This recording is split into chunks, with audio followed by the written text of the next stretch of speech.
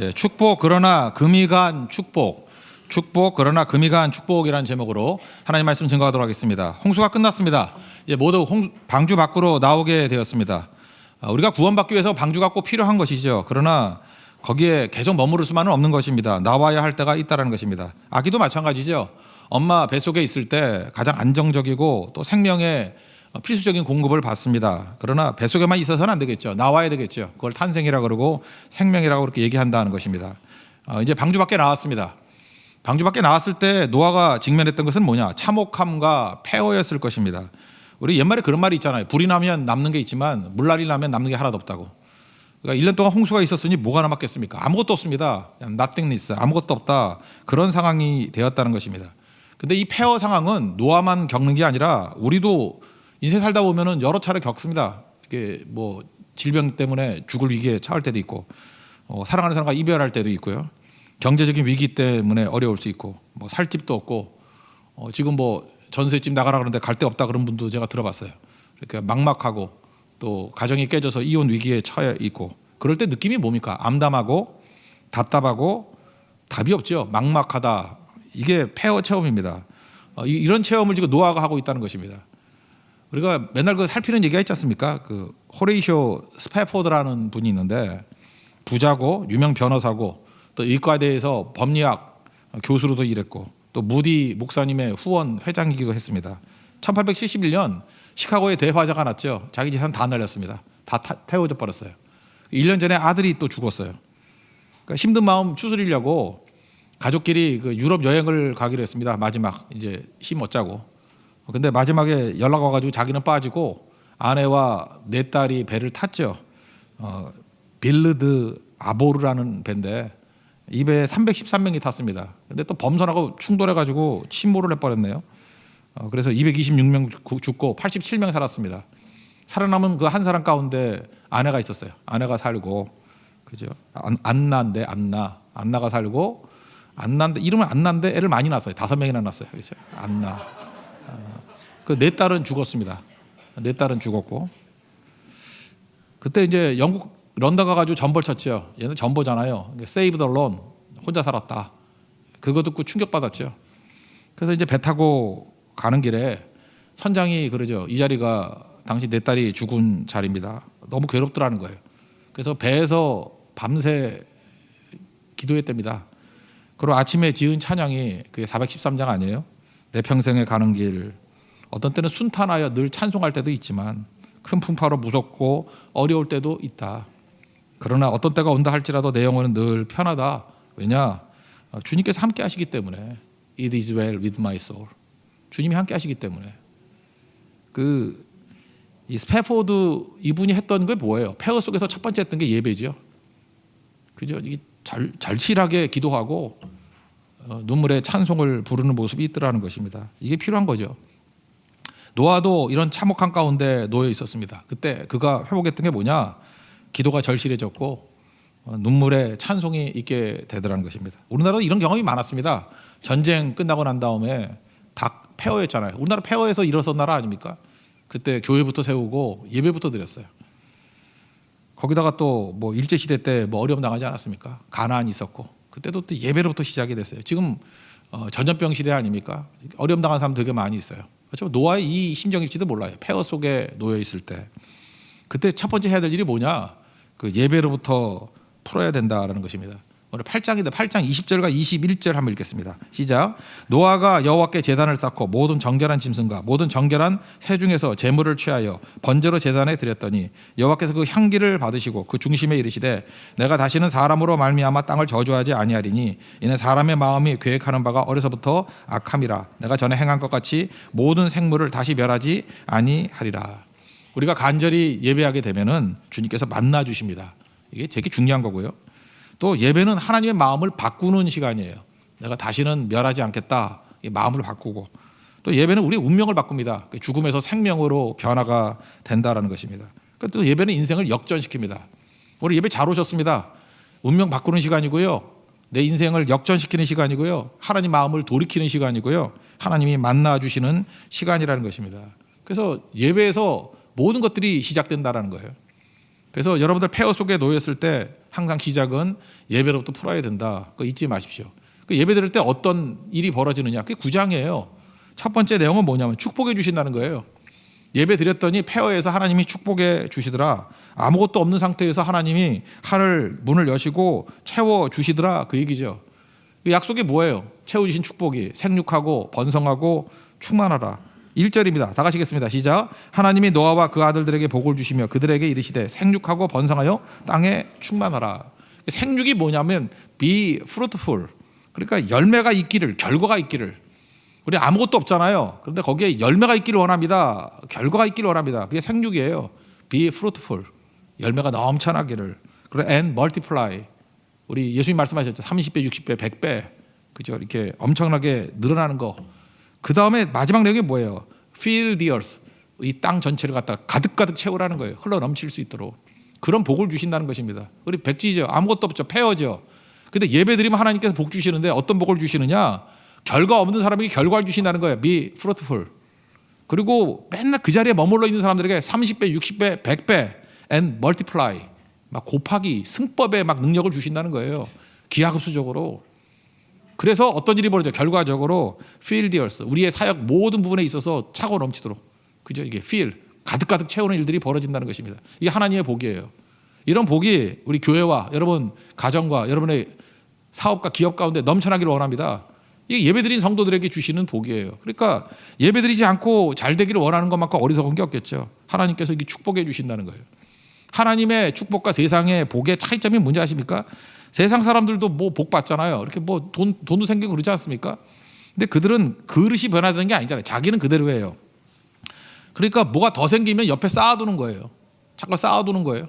그러니까 쌓아두니까 내게 아니잖아요. 옆에 쌓아두니까. 그러니까 어떤 일이 벌어지죠? 사기치는 사람 들끓고 도둑질하는 사람 들끓고 뭐 좀 먹고 막 그래요. 그러니까 두려움과 염려가 있는 거죠. 훔쳐갈까 봐 하는 염려, 또 뺏기면 어떡하나, 죽으면 어떡하나 하는 두려움. 그래서 많이 있으면 많이 있을수록 염려와 두려움이 더 많아지는 거. 이게 세상이 주는 것입니다. 왜 그러냐? 내 밖에서 이루어지기 때문에. 근데 하나님이 주시는 축복은요, 내 안에 부어주시는 거예요. 내 그릇을 크게 만들어서 부어주시는 거라고요. 근데 하나님이 부어주시는 것은 그거 무한의 가치거든요. 엄청난 걸 부어주시기 때문에 내가 감당을 할 수 있습니까? 없습니까? 감당 못할 만큼 주신다고요. 그래서 하나님이 축복해 주실 때 우리가 느끼는 감정이 뭐냐 하면은 기쁘다도 있지만 동시에 내가 깨진다는 느낌을 받아요. 너무 큰 게 들어오니까 깨지겠네. 그래서 박살이 나버린다고. 깨진다 그러면서 커져요. 참 묘하죠. 우리 성도들이 신앙생활하면서 나 깨졌어. 그런데 그 사람은 깨진 게 보이는 게 아니라 우린 뭐가 보이죠? 커져 있는 모습이 보이게 된다고. 그러니까 하나님의 축복은 우리로 하여금 깨질 정도로 부어주시고 그래서 커지게 만드는 은혜가 임하게 된다는 것입니다. 여러분께도 이런 축복과 은혜가 넘쳐나기를 원합니다. 그래서 예배는 하나님의 축복이 임하는 시간이에요. 그래서 예배를 떠나서 다른 걸로 채우려고 그러면 세상의 복입니다. 염려, 두려움 그것 때문에 복이 아닌 게 돼버린다고요. 예배를 통해서만 하나님이 채워주시는 은혜를 누릴 수 있는 믿음의 종 되기를 바랍니다. 그런데 오늘 복의 내용이 약간 이제 문제가 있는 게 뭐냐 하면은 약간 그 불길함 같은 것이 느껴져요. 여기 생육하고 번성하고 충만하라. 이거 창세기 1장 28절에 있었잖아요. 하나님이 복 주시고 생육하고 번성하고 충만하라. 다스리라. 이런 말씀이 사도행전 1장 28절에 창조 이후에도 있었습니다.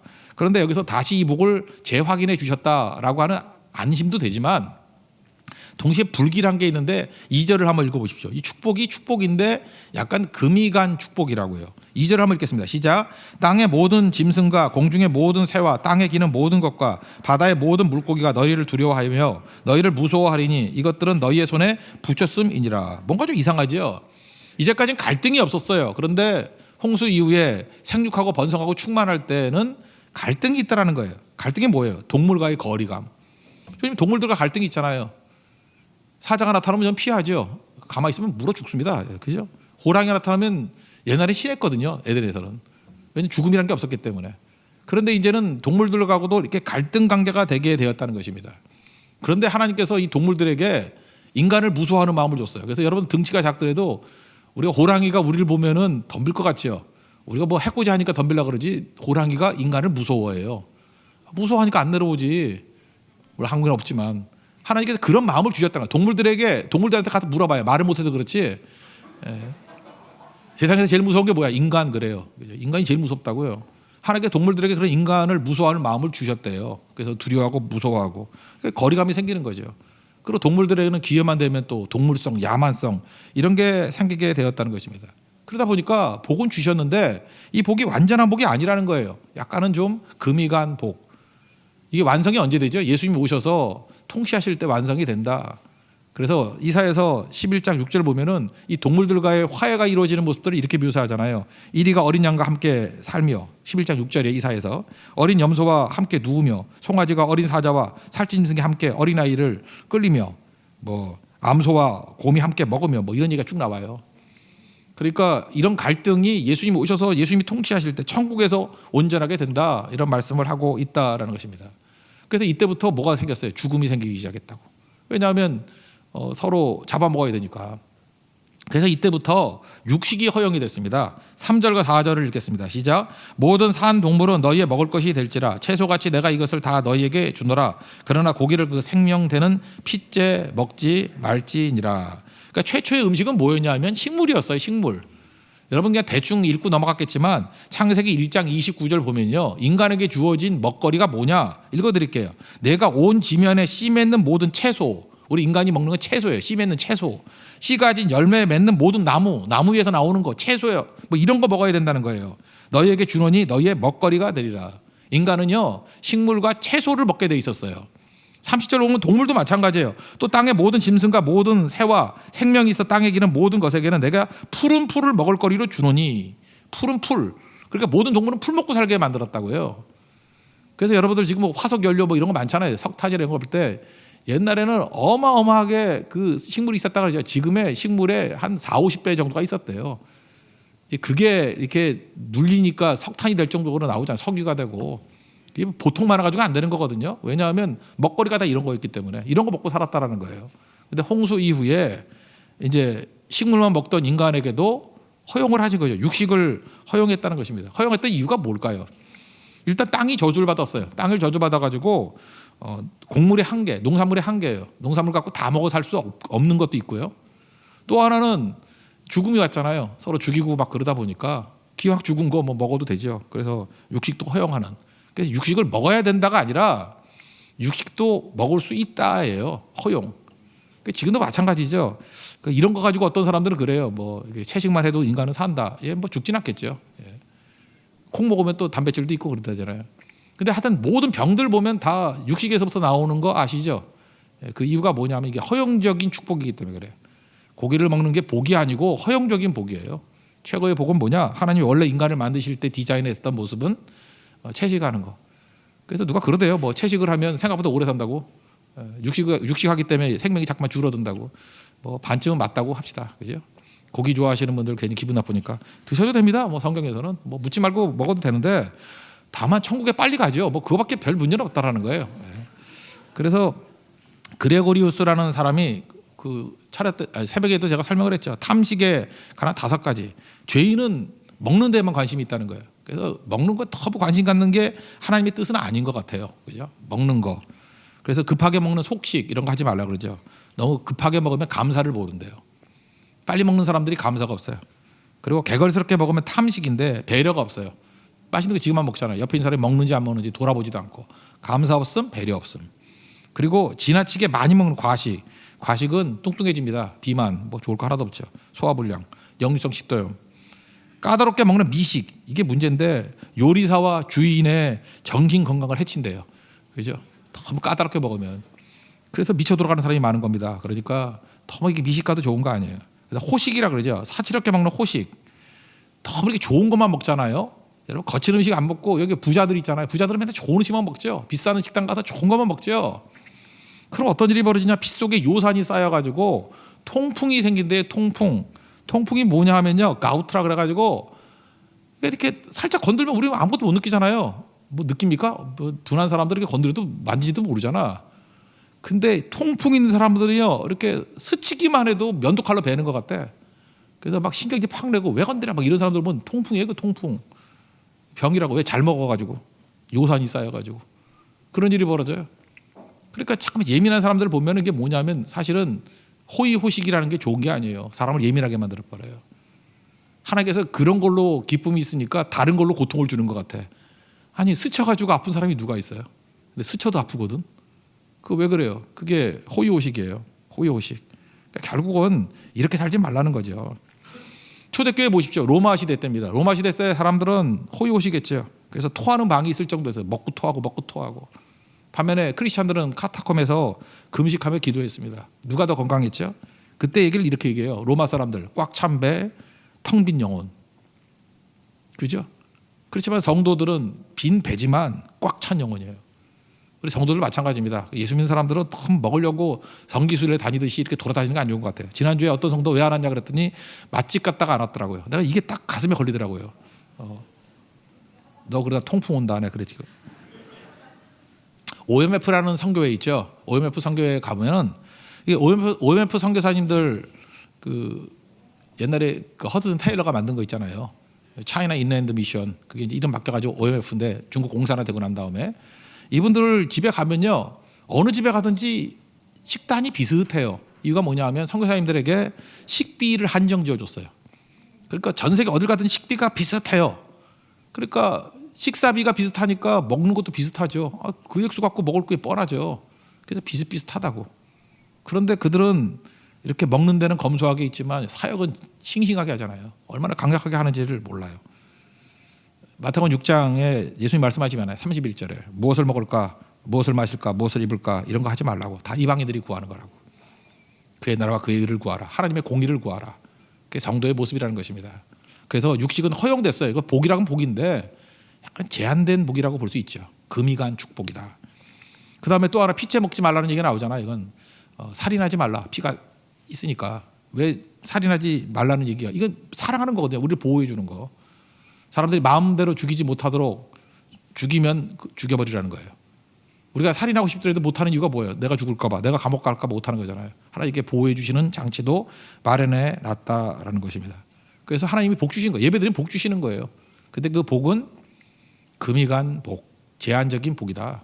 온전하게는 예수님께 나아갈 때 이루어지게 된다라는 것입니다. 오늘도 하여튼 예배를 통해서 폐허 상태에 놓여 있는 여러분들의 삶 가운데 하나님의 축복이 부어지는 은총이 넘쳐나기를 기원합니다. 그다음 또 한 가지가 뭐냐 하면 예배드리면 복이 임하고 예배드리면 하나님께서 우리에게 두려움이 사라지게 만든다는 거예요. 안심하게 만들어 주셨다. 그게 두 번째 예배드릴 때 축복이라는 것입니다. 하나님이 일하시는 방식은 항상 그렇습니다. 약속하시고 성취하시는 거예요. 하나님은 그냥 즉석에서 해주는 예가 없어요. 그래서 신앙생활 할 때 여러분들 힘든 이유가 뭐냐 하면 하나님 주세요 그러면 당장 뭐 이런 게 별로 없어요. 하나님 항상 약속하시고 그 다음에 그 기다리는 약속과 성취 사이에 갭이 있죠. 그 갭을 메우는 힘이 믿음이에요. 약속하시고 믿음으로 쭉 가면은 성취하게 되는 거. 하나님 꼭 그런 방식으로 일을 하신다는 거예요. 그래서 막스 베버 책이 유명하지 않습니까? 프로테스탄티즘 윤리와 자본주의 정신 이런 책이 있거든요. 왜 그 자본주의 정신이 뭔지 하는 걸 설명해 주는데 이 개신교인들이 중산층이 많은 거예요. 그러니까 한마디로 부자들이 많은 거예요. 사업이 너무 잘 되는 거예요. 그래서 이유가 뭐냐? 그때는 이제 개신교와 캐토릭밖에 없으니까 비교를 해본 거예요. 뭐 여러 가지 비교를 해봤지만 이게 태도가 다르다는 거예요. 개신교인들은 뭘 믿느냐? 약속과 성취를 믿는다는 거예요. 그래서 예를 하나 든다 그러면 아이를 낳고 난 다음에 수유법, 애 젖을 먹일 때 캐톨릭은 울면 먹인대요. 지금도 캐톨릭 같이 먹이는 분들이 있죠. 그렇게 하면 안 돼요. 울면 먹이고 울면 먹이고. 그러니까 걔네들은 뭘 배우는 거예요? 짜증만 배우는 거예요. 울면 된다. 울면 된다. 그죠? 짜증 내면 된다. 막 난장판 부리면 된다. 그럼 장난감도 사주고 뭐 다 해준다. 그 애 망치는 거라는 거예요. 그런 애들이 거지 된다는 거예요. 거지. 반면에 개신교인들은 어떻게 애를 가르치냐면 정확해요. 4시간 단위로 6번, 24시간이니까 하루 6번 수유한대요. 젖을 준대요. 아무리 울어도 얘네들은 어렸을 때 뭘 배우는 거예요? 말도 못 배울 때 젖 먹을 때부터 울어봐야 소용없어. 이거 배우는 거예요. 짜증내야 소용없어. 괜히 잘못했다고 너 터지기나 해. 그리고 안 울어도 가만히 있으니까 4시간마다 주거든요. 인건비들에게 괜히 울 필요 없어. 이걸 배우는 거예요. 그죠? 우리 어머니는 약속이야. 근데 그 정확한 거예요. 4시간마다 반드시 준다는 약속. 그러니까 애들한테 4시간마다 젖을 주려고 그러니 부모는 얼마나 규칙적으로 살겠어요. 약속으로 살겠어요. 항상 그런가 애들한테 어떤 약속을 하고 즉시 안 해준대요. 한 일주일, 2주일 지나고 난 다음에 그 약속을 성취해주고 그게 몸에 밴 거예요. 그렇게 잘하는 애들이 나중에 상공업에 들어가니까 상업이 되겠어요? 안 되겠어요? 상업에서는 이제 신용인데 약속한 건 지키는 거고. 지금도 마찬가지예요. 믿음 생활 하면서도 이렇게 사회생활에 성공 못하는 사람들 보면 특징이 뭐냐면 공부를 못했던 애들이 많아요. 공부를 못했던 애들이 뭐냐면 특별히 약속을 안 지켰거든. 시험 공부 다 안 하고도 시험 보거든요. 여기 공부 잘했던 분들은 그러죠. 시험 범위가 있으면 다 공부 안 하고 시험 보는 걸 상상을 못하죠. 공감을 안 하시네. 다 공부 못했는가 봐. 공부를 잘했던 사람들은요, 시험 범위가 있으면 그 범위를 뭐 많이 보든 적게 보든 한 번은 보고 시험 보잖아요. 백지로 보는 애가 어디 있어요. 한 번은 다 보고 시험 보죠. 그래야 80점, 90점 나오죠. 그래도 틀리잖아. 봐도 틀리잖아요. 그런데 한 번도 안 보고 시험 본 걸 많이 경험했던 애들이 공부 못하는 애들이거든요. 그런데 지금 죽었어요? 안 죽었어요? 묘한 믿음이 있어요. 공부 안 하고 시험 봐도 안 죽어. 이걸 깨닫게 돼요. 그리고 20살이 됐고 그리고 30살이 됐어. 그러니까 중요한 일을 못 맡기는 거예요. 나중에 사회에서. 중요한 일을 맡겨도 공부를 잘하는 애들은 잠을 못 자고 그래도 그걸 해내고야 말아요. 왜냐하면 그렇게 살질 않았거든요. 약속과 성취를 배우고 살았거든. 근데 퍼지게 자도 내가 농땡이 쳐도 세상은 굴러가라고 하는 그 막연한 낙관주의. 그러니까 뭐야, 허드렛 일만 시키는 거지. 해도 되고 안 해도 되는 일, 욕먹는 일. 그렇지만 뭐 전략을 짜거나 전체를 이끄는 일을 못 맡기는 거죠. 혹시 그런 자리에 가더라도 펑크가 펑펑 나는 거지. 그런 거죠. 그러니까 약속과 성취라는 게 이렇게 중요하다라는 것입니다. 근데 하나님께서 노아에게 뭘 주시냐? 약속을 주셨어요. 여러분 지금 홍수가 돼가지고 폐허가 돼버렸죠. 그럴 때 얼마나 마음에 상처가 있겠죠. 트라우마가 있겠죠. 두려움이 있겠죠. 또 이런 일이 벌어지면 어떡하나. 이런 일이 벌어질 때 하나님께서 그에게 약속을 줬어요. 무슨 약속을 줬냐? 다시는 홍수 심판 없다. 그러니까 안심해라 이거죠. 그래서 예배드리면 뭐가 생기냐면 안심하는 마음이 생겨요. 안심해라. 8절부터 9절 11절까지 한번 읽겠습니다. 시작. 하나님이 노아와 그와 함께한 아들들에게 말씀하여 이르시되 내가 내 언약을 너희와 너희 후손과 너희와 함께한 모든 생물 곧 너희와 함께한 새와 가축과 땅의 모든 생물에게 세우리니 방주에서 나온 모든 것 곧 땅의 모든 짐승에게니라. 내가 너희와 언약을 세우리니 다시는 모든 생물을 홍수로 멸하지 아니할 것이라. 땅을 멸할 홍수가 다시 있지 아니하리라. 이렇게 하나님이 약속하실 때 노아가 느꼈던 마음은 뭐예요? 다 죽는 걸 봤잖아요. 다 죽는 거를. 또 홍수가 오면 어떡하나. 또 범죄해가지고 또 깨지면 어떡하나. 그런데 노아에게 하나님 주신 약속이 뭐예요? 다시는 홍수 심판은 없다라는 거예요. 물로 망하는 일은 없다.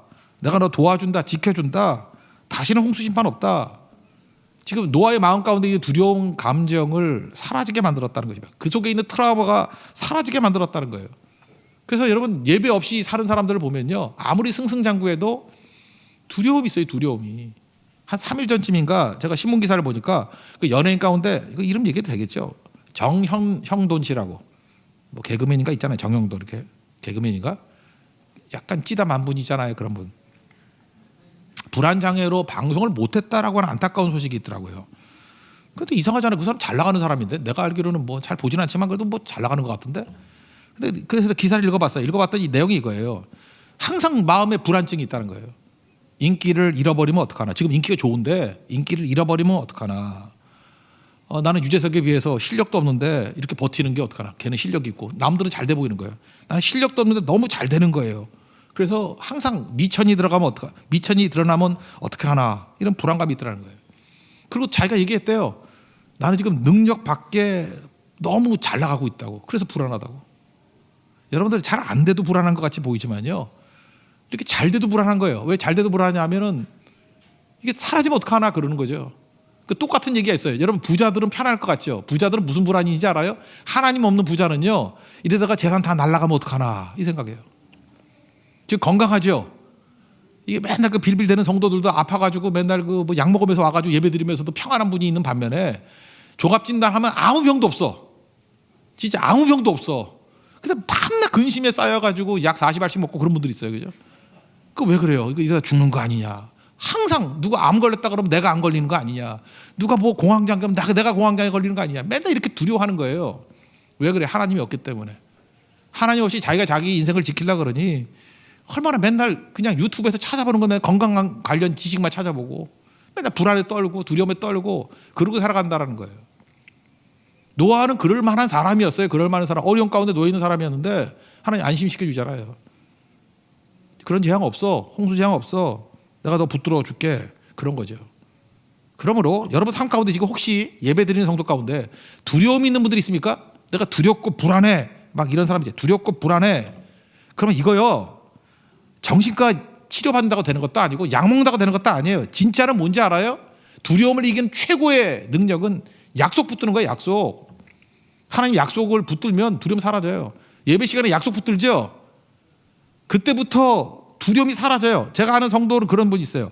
몸이 그냥 쑤신대 막 쑤신대. 근데 약속 하나 붙들고 몸 쑤시는 게 사라져 버렸다 그러고, 또 어떤 분은 숨이 막고 지시 갈 것 같대. 내가 볼 때 분명히 숨 쉬고 있거든. 나보다 숨 더 잘 쉬면서. 근데 숨 쉬면서 숨이 막힌대. 나 그런 바보 처음 봤어. 그러니까 병이죠, 병. 숨이 막혀 질식 갈 것 같대요. 숨 잘 쉬면 안절부절하고. 그 다음에 덥지도 않은데 막 땀을 찌릿찌릿 흘려요. 왜 그래? 불안해서 그랬대. 불안해서. 뭐가 불안했더니 내가 불안해요. 그랬더니 그건 아니고 뭔가 불안하대 계속. 그게 왜 그렇습니까? 이게 약속이었기 때문에 그래요. 하나님이 약속해 주셨잖아요. 하나님의 약속은 변함이 없죠. 대표적인 거 이사야 41장 10절 두려워하지 말라 내가 너와 함께함이니라. 놀라지 말라 나는 내 하나님이 됨이니라. 내가 너를 굳세게 하리라. 참으로 너를 도와주리라. 참으로 너의 의로운 오른손으로 나의 의로운 오른손으로 너를 붙들리라. 주님이 붙들리라 그러면 붙들어 주시는 거죠. 도와준다 그러면 도와주는 거죠. 굳세게 한다고 굳세게지는 거죠. 약속 붙든 거예요. 노아가 이때부터 퍼진 거예요. 너무 퍼져가지고 이제 다음 주에 살피겠지만 또 술 퍼마시고 난리치지만 어쨌든 간에 인간이 그런 거예요. 그죠? 안심하는 거. 디모데후서 1장 7절을 보니까 하나님이 이렇게 주신 것은 두려워하는 마음 아니에요. 두려움 100% 마귀가 주는 겁니다. 두려움 마귀가 주는 거예요. 하나님이 우리에게 주신 마음이 두려워하는 마음이 아니래요. 하나님이 주신 것은 능력과 사랑과 절제하는 마음이래요. 능력, 외적인 거, 사랑, 내적인 거, 절제, 밸런스, 균형. 하나님은 적절하게 주는 거예요. 적절하게 내외에 균형이 있도록. 그게 하나님이 하시는 일이라는 것입니다. 그러니까 여러분 장사하는 분들이 있습니까? 히브리서 11장 1절을 보세요. 믿음은 바라는 것들의 실상이요 보이지 않는 것들의 증거. 이게 뭐야? 약속과 성취죠. 예배가 왜 중요한지 알아요? 예배 때 미리 얻는 거예요. 약속으로. 그리고 믿음으로 뛰면 성취되는 거예요. 그래서 믿는 사람들은요 미리 보는 거예요. 바라는 것들을 실상으로 만들어버리는 거예요. 보이지 않는 것들. 그러니까 믿지 않는 사람은 보이지도 않아. 그러니까 맨날 빌빌대는데 우리 보이지 않는 걸 미리 봐요. 그래서 보이지 않는 것들을 증거로 내놔요. 그게 믿음이라고요. 그러니까 예배가 중요합니까 안 중요합니까? 예배 없이는 살 수 없다라는 거예요. 그래서 폐허 속에 있는 노아에게 하나님께서 주신 게 뭐냐? 예배 드렸더니 하나님께서 축복해 주시고, 물론 그 축복은 창조 때 100% 축복은 아니에요. 금이 간 축복이지만 축복해 주십니다. 그래서 생육하고 번성하고 충만하라. 육식도 허용하셨고 살인으로부터 우리를 보호해 주시는 법도 주셨어요. 축복이에요. 오늘도 예배를 통해서 온갖 축복을 다 누리시길 바랍니다. 그리고 두려워하지 말아야 돼요. 안심해야 돼요. 내가 널 도와주고 지켜준다고. 그 약속 붙들고 서는 믿음의 종 되기를 축원합니다. 자리에서 일어나겠습니다. 내가 너를 도우리라 찬양하겠습니다.